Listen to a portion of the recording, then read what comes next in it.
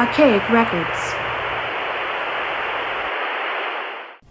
Hey, what's up, everybody? It's Archaic Records here with you again.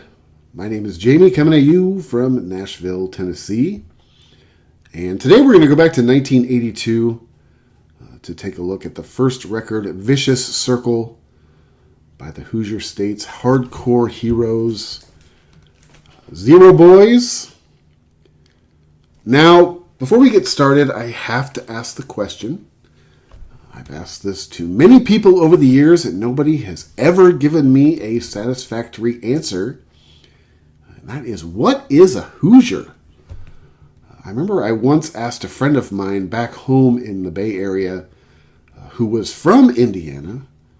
I said, hey man, what is a Hoosier? And he told me that a Hoosier is somebody without enough sense to get out of Indiana.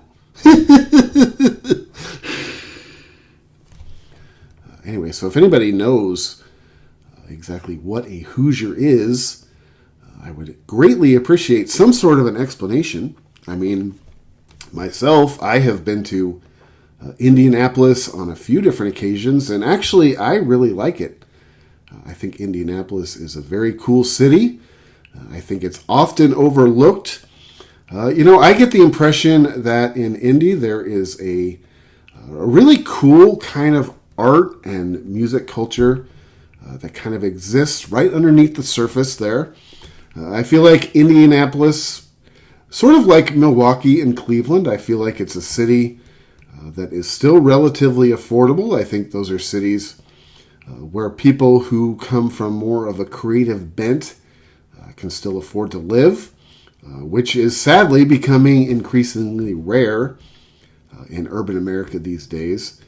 So I get the feeling that every time I've been in Indianapolis, I get the feeling that there's a lot of really cool stuff that goes on there. Actually, my wife and I, we're always looking for an excuse to go up and spend a weekend up in Indy, a show or some other sort of event. I mean, for us here in Nashville, Indy is only a few hours away. So if you haven't ever been to Indianapolis, I would highly recommend it. I'll never forget my first trip into the great state of Indiana, though. The first time I ever stepped foot in Indiana, I was living in Chicago. I had just recently moved to Chicago from the West Coast. I believe this was probably towards the end of 2002 or maybe the beginning of 2003.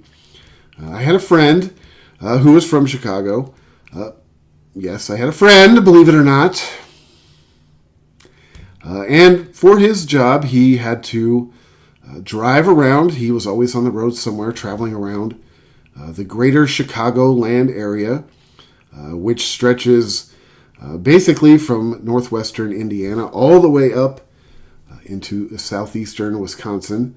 And for his job and for other creative ventures that he was involved in, he was always going somewhere around the Chicago area. And one day he asked me if I wanted to take a ride with him out to Indiana. And at that point in time, I had never stepped foot in the state of Indiana. And I was like, yeah, sure, let's mark it off my list. At some point in time, I would like to have been in every state in the country. So yeah, let's go to Indiana. So we get in his truck and we start driving south down through sort of the south side of Chicago. As you get down into the south side of Chicago, especially once you get deep into the south side of Chicago, into the south suburbs, and then once you cross over into the state line in Indiana, it is all like very industrial. It's all old Rust Belt cities. A lot of it is a little bit worse for wear. And as we started heading into Indiana, this was not at all what I expected. I was from California. I had no idea what Indiana was like. In my mind's eye, I was picturing cornfields and John Deere tractors, but this was quite an urban landscape. Like I said, it was very industrial, very sort of Rust Belt, a little bit rundown. And as we're heading down there, we eventually pull off the freeway into this town. Now, I'm not exactly sure where we are at this point in time. I had never been there before. And as we're heading down the off-ramp of the freeway, my friend does the sort of, stereotypical white guy move where he locks all the doors all at once. So as we're going down the off-ramp, all I hear is and I sort of look around, and he's acting as if it's the most normal thing in the world. And I'm not one to question somebody who's been somewhere I haven't before. So as we drive into this town, I begin to realize that this place is not a place that you would want to spend a Sunday picnic. We are heading into a town that almost felt like apocalyptic. It was completely burned out. And my friend had to make a couple stops while we were down there for his job. And he sort of left me sitting in the truck as he was running these errands he had to do. And I remember kind of looking around uneasily at my surroundings. This was something I had never seen before. This was something that I was not expecting, especially in the state of Indiana. And I'm somebody who spent a lot of time back in Oakland in my younger years. This was something that was worse, basically, than anything I have ever seen. So eventually my friend finishes up his tasks down there. He comes back to the truck, and we start driving out of the town. And I asked him, I was like, man, where the hell are we? He's like, oh, this is Gary. And I was like, okay. He's like, you don't know about Gary? And I was like, why would I know about Gary? I'm from California. Why would I know anything about Gary, Indiana? And he said, oh, yeah, this place has quite the reputation. Here in Chicago, we call it Scary Gary. And I remember looking around, and I was like, you think? That was my first experience ever stepping foot in the state of Indiana. And I will tell you this, if you ever have an opportunity to visit the city of Gary, Indiana, I would consider passing on that opportunity, unless some morning you wake up with this kind of uncontrollable urge to stare down the barrel of a handgun, which, if that is the case, that could possibly be the destination for you. Apart from Gary and Indianapolis, though, I have spent a little bit of time in Indiana. I also have been to the town of Bloomington, which is actually a really awesome college town. That is where IU is. I grew up in a college town, so I've always been really, partial to college towns. Bloomington is incredible. Like I said, I have a real strong love affair for Indianapolis if you haven't been there. Anyway, the Zero Boys formed in Indianapolis in 1980. The band released their first album, Vicious Circle, in 1982. Now, for me, my personal relationship with Zero Boys began probably back in, I would say, 1996 or 1997. It was not long after I moved to the Bay Area from my hometown up in Northern California. I remember specifically how I discovered even what Zero Boys was, and that was, I was at a show one night. It was either in San Francisco or in Berkeley, and it was a punk show. And I remember from across the room, I saw this guy who I will forever remember. He left that much of a lasting impression on me, but he was this older guy. Now, I say older really in relative terms, because at the time I was probably 20 or 21 years old. This guy was probably in his early 30s, but at the time, for me, that was old. I remember thinking to myself, what is this guy doing here? Get out of here, Grandpa! But he's probably in his 30s. I remember he was just this super crusty, awesome-looking punk rock dude. He had this really nastified blue mohawk. His ears were all safety pinned up. But the thing that struck me the most about him was this guy was just immense. And I'm not talking about tall, and I am certainly not talking about muscular. This guy had a relatively average build. I would say from the top of his head to about just below his bosom. And from that point out, he basically ballooned out like I've never seen before. I mean, this guy had a gut that would go in the Hall of Fame. I mean, even for 2024 standards, this was a big dude. And I remember very vividly that he was wearing a shirt that had basically this print on it. It was a Zero Boys t-shirt, and it had the famous Vicious Circle artwork on it. But the funny thing about this shirt was, I'm not sure what size this shirt he purchased, but I would say that he didn't purchase one in the right size, because this shirt came to basically his nipples, and everything else was fully exposed. And the poor little logo on the t-shirt was like this. You basically needed a magnifying glass to see what the logo of that shirt even was. But I remember seeing the logo, and especially the artwork, the Vicious Circle artwork, the very famous Vicious Circle artwork, having no idea who Zero Boys were, and I was just a fan immediately. I was like, whoever Zero Boys are, I am a fan, because that is the coolest logo I've ever seen, being worn by the coolest person in the history of the world. Now, I remember seeing that same guy at shows periodically for probably the next year or two. And he always struck me as being one of the coolest, most hardcore punk guys I'd ever seen in my life. And every time I saw him, he was wearing the exact same outfit, including the Zero Boys shirt, which was probably a medium or a large. And I'm not saying this to be judgy, okay? But this guy was easily a 4Xer. I mean, what are you thinking, sir? I mean, hey, if you have that much self-confidence and you're that comfortable with yourself, man, dude, go for it. Own it. I would never do anything even remotely like that. Actually, last night, and I don't know where this came from, but last night I had a dream that I was in public without a shirt on, and I woke up in a cold sweat. So if you're a guy like that and you can just let it all hang out, man, hey, I have nothing but love and respect. But that is a guy, every time I see this logo on this record, he's somebody that I will never forget. I never met him. I never talked to him. I never knew his name.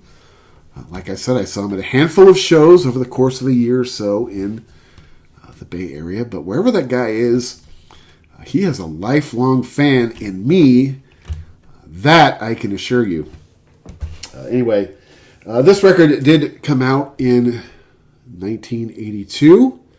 Of course, as I've mentioned a couple times, this record has one of the greatest album covers, I think, in the history of any genre of music, but in punk rock in particular. Of course, this artwork was created by Kurt Davis.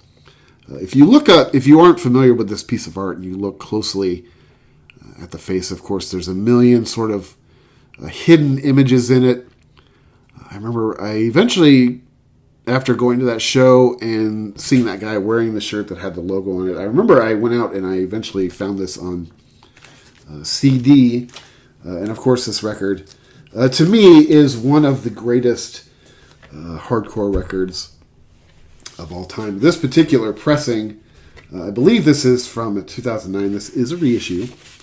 I believe this one is from 2009, but one of the coolest parts about this particular pressing is the just beautiful candy red vinyl. Like I said, I eventually went out and I bought this record on CD after seeing that guy's shirt. And this was a record to me. I was not, at that point in time, I was not super familiar with, hardcore music. I was really into a lot of the classic era of punk rock. Of course, I had listened to Black Flag. I'd listened to Circle Jerks and some of the really big guns of the hardcore scene. Not to suggest that Zero Boys aren't one of the big guns, because they certainly are. But to me, this is a record I bought. I took it home. I listened to it, and I have been a huge fan of it for the last almost 30 years, as painful as that is to say. To me, this is one of the greatest hardcore records ever made. This record is an absolute essential to any record collection. If you do not own this record, You need to call your mom and apologize for wasting your life. This is a band I have had the opportunity to see live a couple of times over the years. A few times, actually. I think I've seen this band 3 times. I do believe they are in my 3-timer club. Most recently, I saw this band a couple years ago out here in Tennessee when they played the Muddy Roots Festival in Cookeville, and I am here to tell you that they killed it live. This band is always incredible live. This is a band that has had many lineup changes over the years, but their live show remains, at least in my opinion, one of the consistently best live punk bands I've ever seen. It's always interesting when bands like this play the Muddy Roots Festival in Cookeville, Tennessee. My wife and I have made the habit of going out to Muddy Roots over the last few years. It's sort of become our annual Labor Day pilgrimage. But if you are unfamiliar with it, it is in a very rural town called Cookeville, Tennessee. Actually, that isn't even true. It is outside of a very rural town in eastern Tennessee called Cookeville. And as you get off the freeway and you sort of go through the town of Cookeville, you end up on the other side of the town, and you end up down this long, sort of very country highway.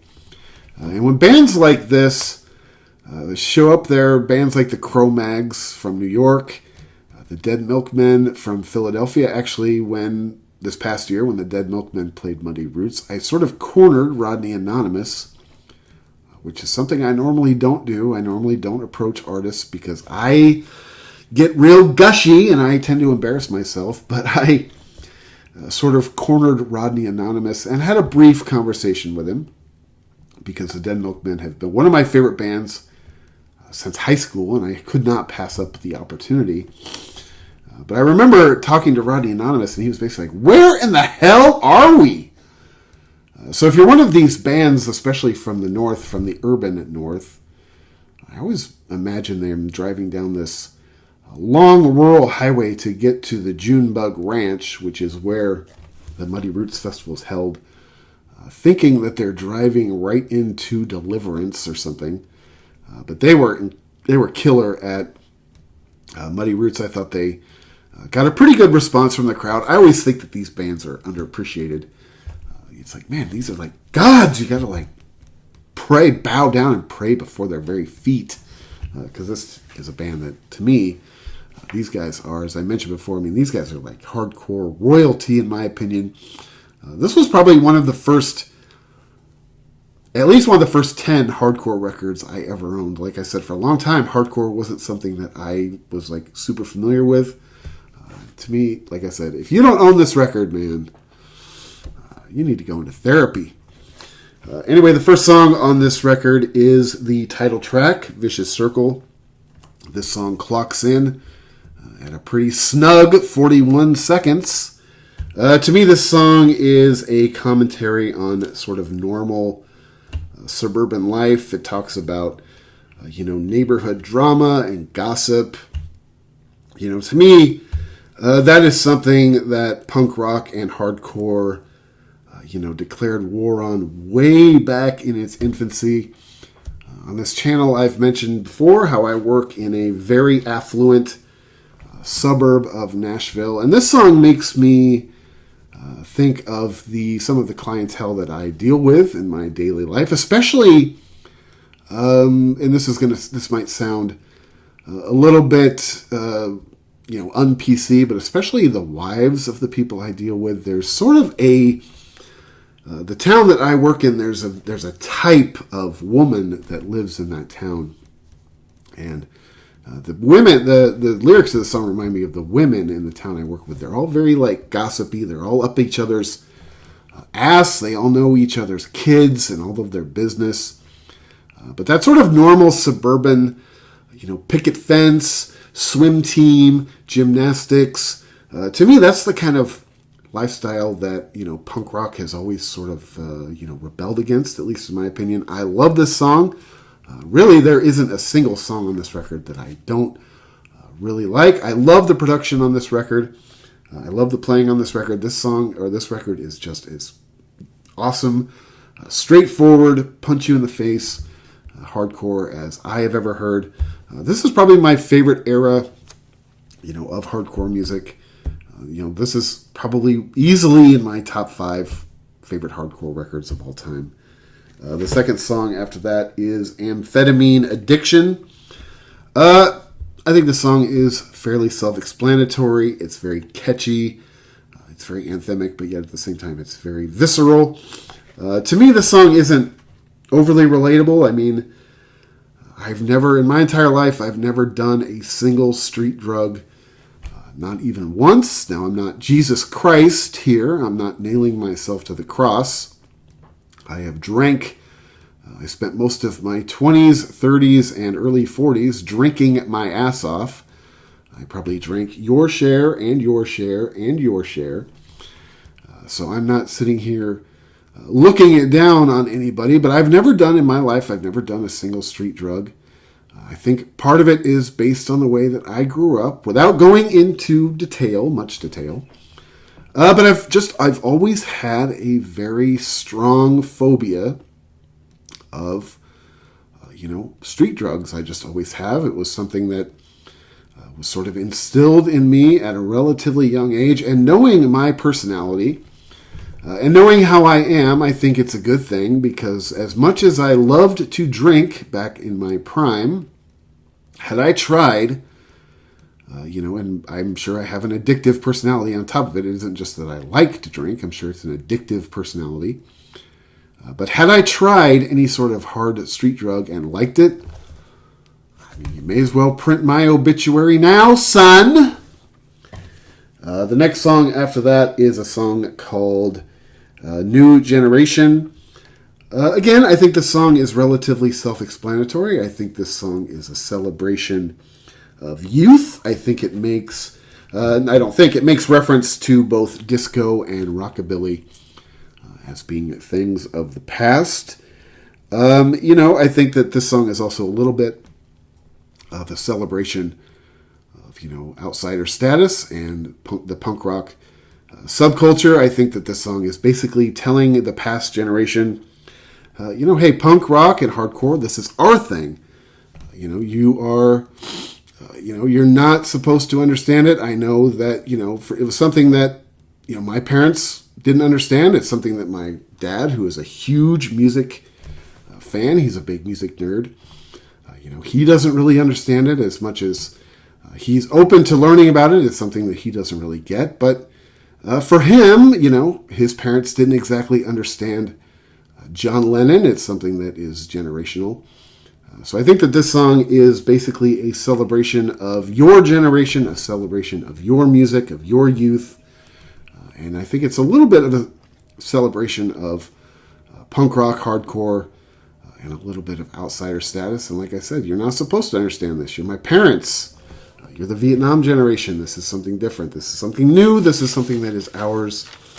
Remember how your parents felt about, John Lennon when you were a kid. That's basically, the same thing we're experiencing here, basically. The next song after that is one of my favorite songs on the record. Also, one of the most relatable, at least in my opinion.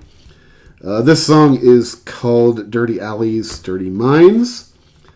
This song, actually, it's funny. This song kind of starts out a little bit slower and melodic before it really just kicks into, hardcore fifth gear. To me, this song is basically explaining the urban experience to a naive country bumpkin.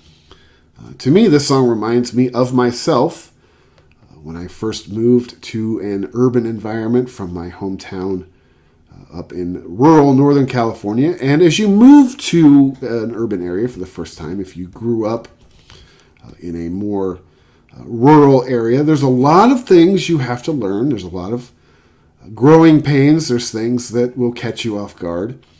I think I told this story before on this channel about the first time I got lost in a bad neighborhood in Oakland, completely oblivious to my surroundings. But, that's just part of the experience. That's part of the, going through the change of living from one sort of, geographic region to another. But there were a lot of things that, as I look back on it, that were sort of funny as somebody who first moved to an urban area from my hometown. I remember thinking for a long time that all homeless people were saints, and I used to give every single homeless person I met money, and eventually I would find that I would have no money left in my pockets because I'd given all of my money to homeless people. I remember walking through bad neighborhoods. I remember all kinds of situations that, looking back on it, as somebody my age now who spent most of my life living in urban America, I would probably know better. But there is something sort of charming and innocent about being a naive bumpkin like I was the first time you move to an urban setting. The next song after that is a song called Civilization is Dying. This song is a song, at least in the way I interpret it, is about urban gun violence. Something that sadly has become even more prevalent in our culture since 1982, when this record was released. I mentioned on a video I made a couple of weeks ago about some shenanigans we had downtown Nashville a couple Saturdays ago when there was a civil disturbance, and my wife came home and she asked me, she's like, "Did you see what happened downtown?" And sadly, based on the state of the world that we live in, at least in this country, I remember thinking to myself, it must have been some sort of mass shooting, but that's what it makes me think of. I really love this song also. The next song after that is Livin' in the 80s. This song reminds me of the song A New Generation. To me, this song is about, I really don't care about the Beatles. I don't really care about the Rolling Stones. I have my own heroes. I have my own generation. To me, this is a song that's very relatable. One, because I'm not really a particularly huge fan of the Beatles.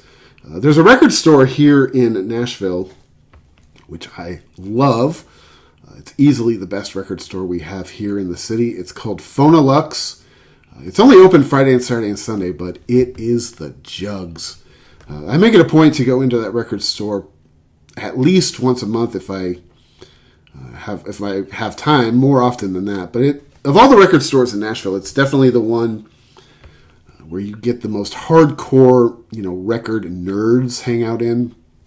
And, it's a place where, it has like a very social setting. If you're in there and you're holding a stack of records that you're planning on purchasing, it's very commonplace that people, ask you what you're getting. They ask you what you're into. And it's funny because every time I'm in there, I expect that. I enjoy it. I enjoy those conversations. I love geeking out with people, especially about records.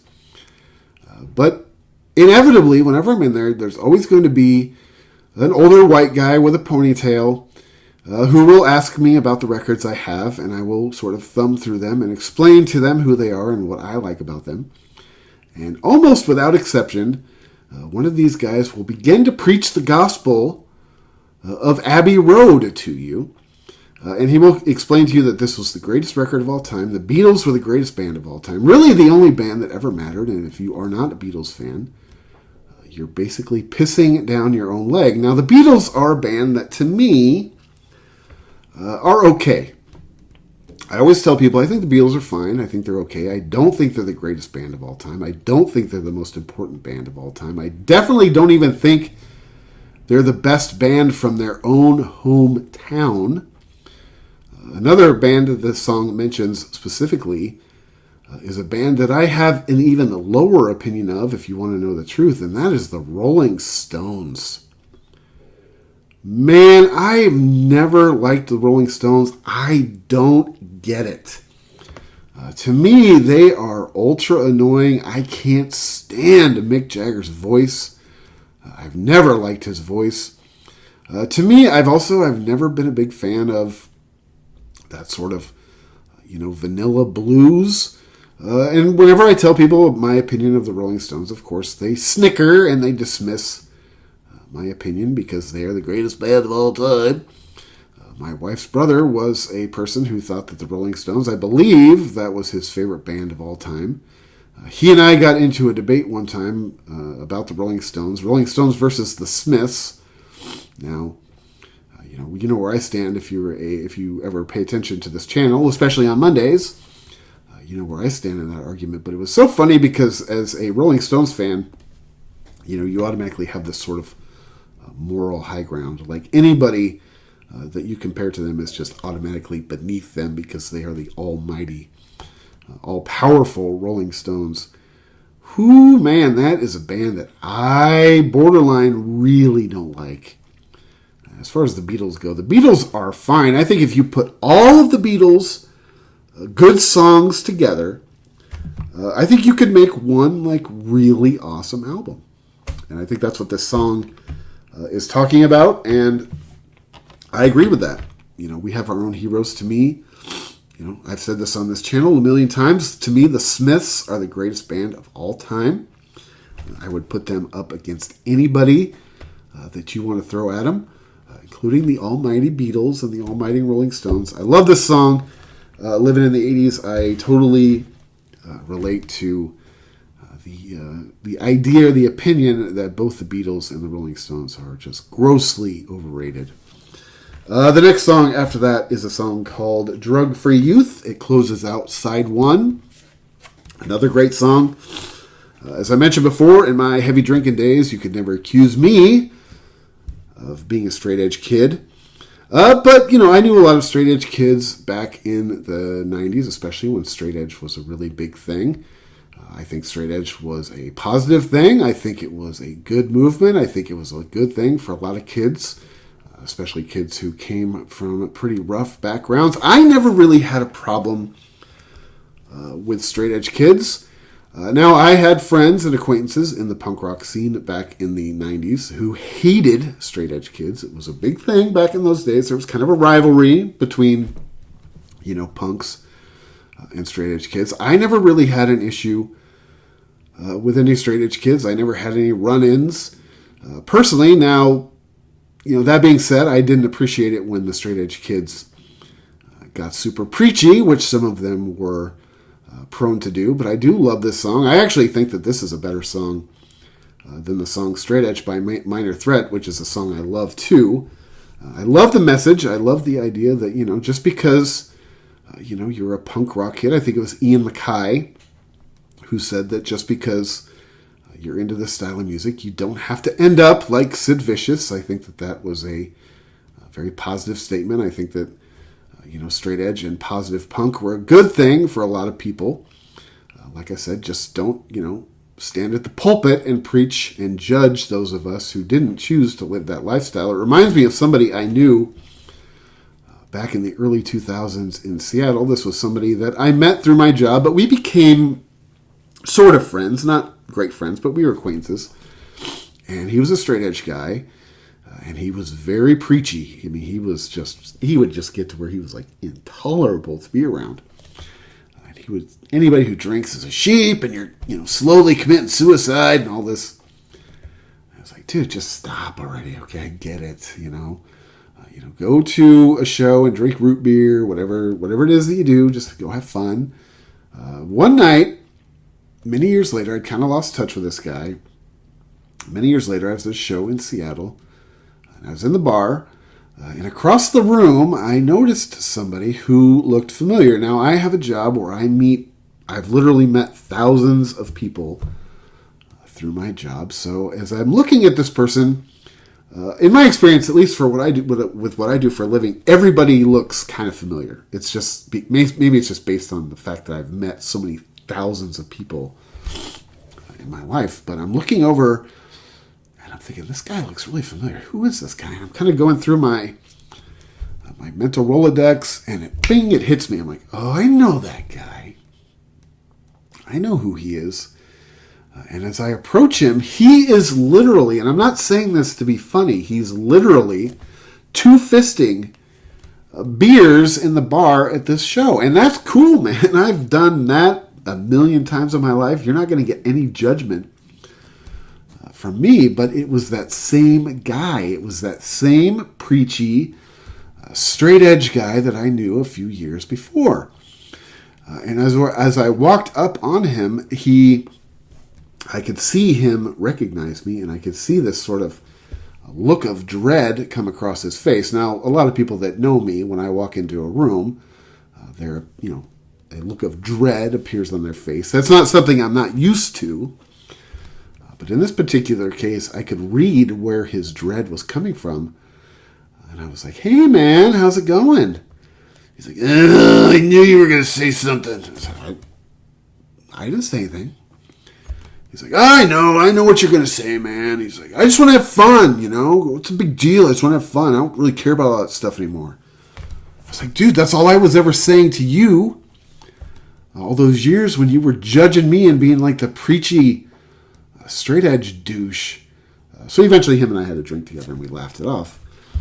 But that's what it reminds me of, is that one particular guy who every time I would see him, he would bust my nuts over drinking. And it was just like, dude, just live your life. Let me live mine. I'm going to die before you anyway, so you win, friend. All right. Side 2 of Vicious Circle starts with a song called Down the Drain, another great song. Fairly self-explanatory. I think this song is about being attracted to or drawn to somebody that is nothing but trouble. A pretty bad relationship. I believe I have bored you in the past with many of my relationship stories, so I will spare you today, just today, mind you. Not saying that those stories won't make an encore appearance in the near future. The next song after that is a song called Out of Style. Another song that I think is really great. It's sort of relatable.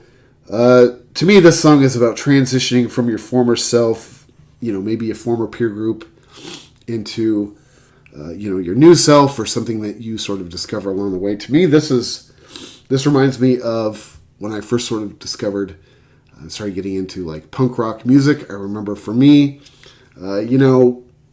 Generation X and Billy Idol was like my first, favorite band when it came to, punk rock. I was just obsessed with Generation X for many years. They were my favorite band in the world. And as an extension of that, my favorite artist of all time was Billy Idol. And I remember the first time I cut my hair and I bleached my hair to look like Billy Idol. I always had sort of, nondescript, kind of longish, high school kid, college kid hair. And I remember my dad's wife, who, was a beautician, hairstylist. She allowed me to come into her salon, and she cut my hair and she bleached it and she spiked it out. It just looked unbelievable. I remember, that at last, I remember I felt so good about it. I felt so good about myself. I remember I finally felt on the outside. I felt like I looked on the outside like I felt on the inside. Now, all my friends, the story in this song, I feel like the friends in the peer group don't, react very well. But, in my experience, all my friends thought it was really cool. I mean, by this time, all my friends were friends who liked the same kind of stuff I liked. But I remember the only person that was a little bit wishy-washy on it, if you will, was my boss at the time. But she came around. She eventually even admitted that she liked it. But I remember that first time, I got my first punk haircut and hairstyle.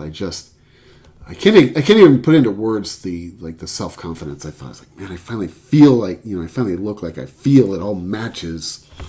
And man, it was such a great gift that my dad's wife gave me the first time I decided to do something that bold. I remember, sitting in her salon as my hair was processing that first time, and I was really sort of scared. I was like, oh my God, what am I doing? And as soon as she washed it out and, spiked it up, and oh man, I can't even begin to tell you how good that felt. The next song after that is a song, You Can Touch Me. Not really a song I love. Like I said, I pretty much love every song on this record. This is probably, for me, the one, weakest song on the record. I still like it. I mean, to say it's the weakest song on the record, to me, is getting relatively loose with the language. I still love this song. I don't love this song. I like this song. It's it's not great to me, but it's good. Like I said, I think every song on this record is good. It's definitely the weakest song, in my opinion. The next song after that is one of my favorite songs on the record, a song called Forced Entry. This song reminds me of an article I read way back in the 1990s. It was an article that really stuck with me. This song talks about, suburban white kids wanting to move into the urban city. It talks about, South Side kids wanting to move to the North Side. It also talks about poor kids wanting to live in the rich part of town. And I remember during the height of the sort of grunge era, I read an article. I don't remember what periodical it was in, but I read an article talking about the phenomenon of grunge. And it was talking about how all of these sort of, affluent, sort of well-to-do white kids from the suburbs were dressing down, dressing as if, at the time, grunge was thought of as being, new, and people didn't really know how to categorize it. So they're saying, got all these like kind of rich kids who are kind of dressing like they're kind of homeless. They're dressing down. They're kind of like downplaying, their status. If anything, they're glamorizing their hardship. And at the same time, on the other end of the sort of youth culture spectrum, you had a lot of the rise of the first wave of sort of, gangster rap, Dr. Dre, Snoop Dogg, and all that. And you had all of these sort of kids from, poor neighborhoods in urban America who were dressing up and flaunting themselves and trying to flaunt what little wealth they could sort of conjure up. And it reminds me of this song, Forced Entry, because you've got, rich kids, from the suburbs wanting to move into the urban city, and you've got poor kids wanting to sort of, appear to be affluent. This song reminds me also of several years ago when I was living in Oakland, when San Francisco really, really started like pushing people out into Oakland and Berkeley, the first wave. You had a lot of these sort of rich San Francisco people, moving into neighborhoods in Oakland, neighborhoods that if you don't know Oakland, this may not mean anything to you. But neighborhoods like Coliseum and Fruitvale, and they were moving into these neighborhoods that were, pretty scuzzy. And if you're familiar with Oakland, you hear the word Fruitvale, it kind of makes your butthole pucker a little bit. But they're like, oh yeah, we're moving there, we're buying these houses, it's so nutty and kooky, and aren't we cool? And eventually, of course, these become gentrifiers, who then, of course, become the enemy of people who live in those neighborhoods. But those are the two things that this song, Forced Entry, reminds me of. The next song after that is High Time. This is pretty much 180 degrees from the song Drug Free Youth. The song is about living it up with at least alcohol and THC. A good song, a good debaucherous, sort of a straightforward hardcore punk rock song. I like this song. Actually, I think that Drug Free Youth is probably a better song if I had to choose the two, but I like them both. The next song after this is a song called Charles Place. This is a very dark song. The character in this song is about to commit a heinous crime, only to find themselves behind bars, presumably for the rest of their lives. Eventually they find out that their friends and family all turn their back on them, and they are pretty much left to rot alone forever. This is a very dark song. I love this song. It's one of my favorite songs on the record. But the record closes with my favorite song on the record, which is a song called Trying Harder. Now, this song clocks in at an expanded 3 minutes. I mean, this is like the Stairway to Heaven for Zero Boys. To me, this song has like a real straightforward, old school, first wave punk sound. I think that's one reason why it's one of my favorite songs on the record. To me, this song is basically an autobiography of a struggling underground band. I really love the lyrics. I think especially if you consider that this record came out in, 1982. By 1982, a lot of, this punk rock stuff was sort of, out of fashion. It wasn't necessarily the coolest thing going anymore. You really had to be sort of committed to the music and the scene to continue playing this style of music in 1982. I really think that this is an important song. I love that it closes out the record. I really, like I said, I think it's one of the best songs on the record. Now, this particular release, this came out in, I believe this is the 2009 reissue. This has two songs, that weren't originally on the 1982 release. It has a song called Slam and Worm, which I really like a lot. But of the two songs, the second song, She Said Goodbye, I like better. After this record came out, in 1991, the band released their second record, Make It Stop. In 1993, they released an album called Heimlich Maneuver. Now, sadly, I don't own either of those records. I don't have any explanation for myself. I suck. I basically should be taken out into the street, beaten, and shot. I don't know why I don't have either of those records, but I don't. Sadly, I'm ashamed of myself, even more so than normal. But in 2014, the band came back with an album called Monkey, which I do own. I really love this record as well. I thought that this was as good a record as any other that came out in 2014. I love the artwork. I love all the artwork on the back. One more thing I'd like to recommend by Zero Boys before I get out of here is the History compilation. To me, this is one of the best compilations out there. This is one of my favorite compilations by one of my favorite hardcore bands. If you ever get a chance to pick up a copy of History of Zero Boys, I would run, not walk, to your local record store to find a copy of that. Anyway, man, thank you so much for checking out this video. This is Archaic Records. My name is Jamie, coming at you from Nashville, Tennessee. Be sure to go out and support your local record store. Check back every week for Morrissey Monday, a weekly celebration of all things Morrissey and the Smiths, as well as other record content and album reviews throughout the week.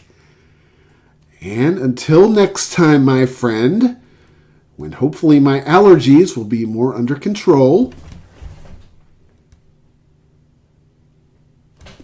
I'll talk to you then.